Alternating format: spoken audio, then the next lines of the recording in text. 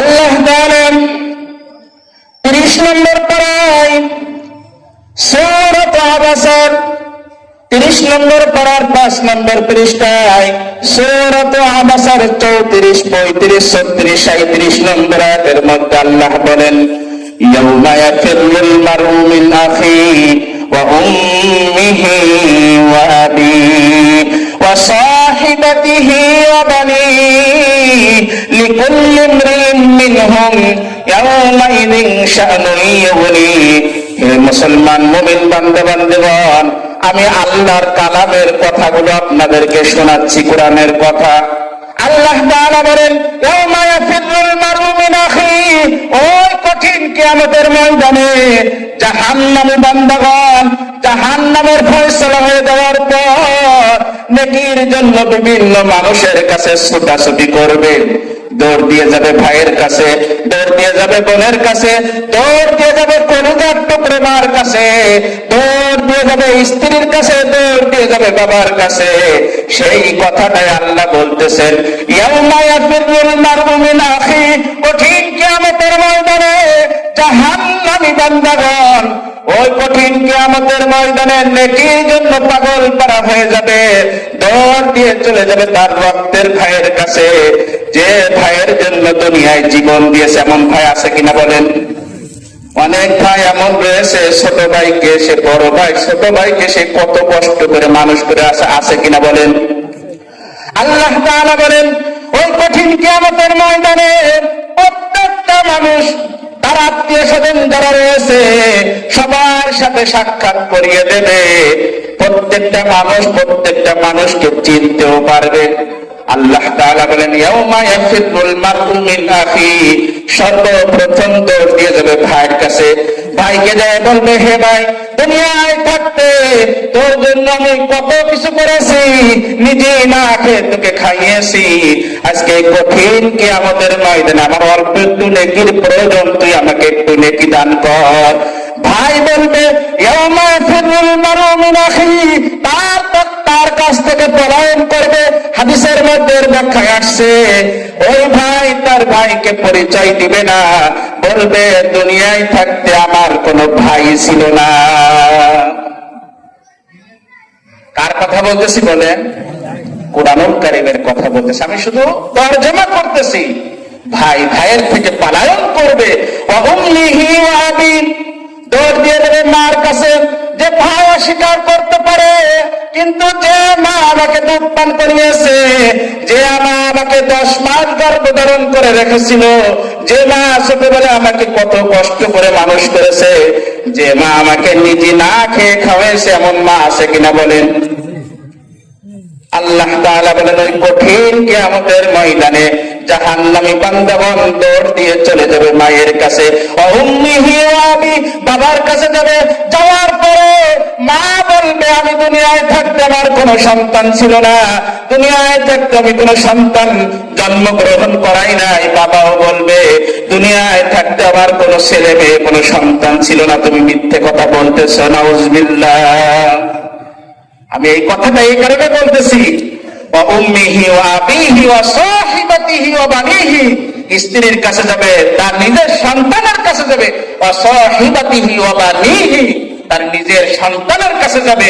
আপনারা অনেকে মনে করতেছেন, মনে হয় কবরের জিন্দেগিতে অনেক বছর থাকার পরে মনে হয় তাকে চিনতে পারবে না। বিষয়টা এমন নয়। বিশ্বাস করেন, ওই কঠিন কিয়ামতের ময়দানে আমাদের যে জেহেন শক্তি আছে, এর থেকে আল্লাহ তাআলা অনেক বাড়িয়ে দেবেন। প্রত্যেকটা মানুষকে সে চিনতে পারবে। ওয়াসাহিবাতিহি ওয়া বানিহি, স্ত্রীর কাছে যাবে, সন্তানের কাছে যাবে।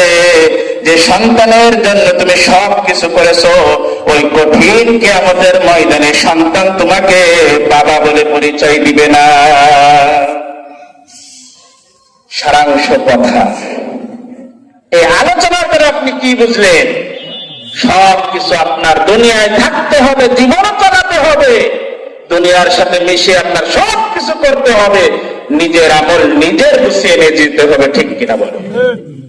আজ পর্যন্ত কোন মানুষ এত সম্পদ অর্জন করেছে, কেউ কি সঙ্গে 1 বিঘে জমি নিয়ে গেছে বলেন? বরঞ্চ আল্লাহ তাআলা দুনিয়ায় কত মানুষকে কোটি কোটি টাকার সম্পদ দান করেছে, সর্বশেষ 3.5 হাত জায়গাটা তার কপালেও হয় না এমন মানুষ আছে কিনা বলেন? অনেক মানুষ বিমানে যাওয়ার পথে প্লেন নষ্ট হয়ে মারা যায়, একদম ধ্বংস হয়ে যায়, ছাইটা পর্যন্ত খুঁজে পাওয়া যায় না, ঠিক কিনা?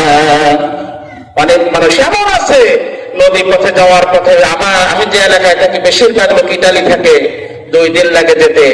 নদী পথে যাওয়ার পথে যদি কেউ মারা যায়, নদীর মধ্যে ফেলে দেয়, ওই লাশটা পচে গলে নদীর মধ্যে মিশে একদম ভস্ম হয়ে যায়, তাহলে বলেন সর্বশেষ যে আমাদের 3.5 হাত জায়গা সেটাও কি নিয়ে পাইছে সে? এ কারণে সম্পদ উপার্জন করতে হবে। সন্তান আল্লাহ দিয়েছেন, শুকরিয়া। সন্তানকে সুশিক্ষায় শিক্ষিত করতে হবে।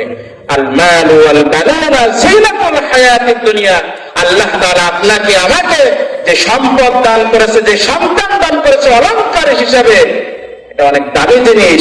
কিন্তু আপনার সন্তানকে যদি ভালোভাবে যদি আপনি তৈরি করতে না পারেন, সুশিক্ষায় শিক্ষিত করতে না পারেন, সম্পদগুলোকে যদি আপনি ভালো পথে ব্যয় না করতে পারেন, ওই কঠিন কিয়ামতের ময়দানে এই সন্তান এবং সম্পদই আপনাকে জাহান্নামে নিয়ে যাবে। এ কারণে সর্বশেষ কথা, আল্লাহ তাআলা আপনাকে আমাকে যে সন্তান দান করেছেন, যে সম্পদ দান করেছেন, যে সন্তানের জন্য আপনি না খেয়ে সবকিছু উপার্জন করতেছেন, যে সম্পদ কামাই করার জন্য নিজে নামাজ পড়তেছেন না, নিজে হারাম পথে ইনকাম করতেছেন, হারাম খাচ্ছেন, সুদ খাচ্ছেন, ঘুষ খাচ্ছেন, আপনি যাদের জন্য করতেছেন, ওই কঠিন কিয়ামতের ময়দানে এই সম্পদ এবং সন্তান বিন্দু পরিমাণ আপনাকে জাহান্নাম থেকে বাঁচাতে পারবে না। দুনিয়ায় থাকতে আপনাকে আমাকে নিজের পুঁজি নিজে বসিয়ে নিয়ে যেতে হবে। আপনি কবরের কথা একটু চিন্তা করেন, আপনার যত কাছের লোক আপনাকে তত আগে ভুলে যাবে মৃত্যুর পরে, বিশ্বাস করেন। আপনি মনে করতেছেন আমি মারা যাওয়ার পরে মনে হয় আমার সন্তান আমার কবরের পাশে প্রতিদিন বসে কাঁদবে, এটা ভুল ধারণা। হয়তো 2-3 দিন কাঁদবে, 5 দিন কাঁদবে, তারপরে বছরে একদিন মিলাদ দিবে, দোয়া মাহফিলের আয়োজন করবে। 5 বছর পরে আপনার কবরের পথে গরু হেঁটে গেল, ওই কবরটা পরিষ্কার করার লোকও খুঁজে পাওয়া যাবে না। কিন্তু দেখেন, আপনি সন্তানের জন্য সবকিছু করেছেন, সেই সন্তানরা আপনার সম্পদ ভোগ করতেছে, ঠিক কিনা? বেশিরভাগ লোকরাই তো, আমরা যারা দুনিয়াতে বেঁচে আছি, আমাদের পিতার সম্পদ ভোগ করতেছে, ঠিক কিনা বলে? আপনি আমি এরকম মারা যাবো এটা বিশ্বাস করেন। মারা যাওয়ার পরে এই সম্পদ কবর নিয়ে যেতে পারবো না, সন্তানও আপনার কবরে যাবে না। আমাদের নিজের আমল নিজে গুছিয়ে নিয়ে যেতে হবে। আল্লাহ তাআলা আপনাকে আমাকে সবাইকে দুনিয়ায় থাকতে নেকির কাজ করে জান্নাত কামাই করে দুনিয়া থেকে যাওয়ার তৌফিক যেন দান করে। অনেক লম্বা আলোচনা করতে চেয়েছিলাম, সময় সংক্ষেপ, এ কারণে যতটুকু কথা বললাম, সর্বপ্রথম আল্লাহ তাআলা এই কথাগুলি যেন আমাকে আমল করার তৌফিক দান করে, তারপরে আপনারা এখানে যারা আসছেন এই কথাগুলি যেন আপনাদেরকে আমল করার তৌফিক দান করে। আমিন ওয়া আখিরু দাওয়ানা আনিল হামদুলিল্লাহি রাব্বিল আলামিন।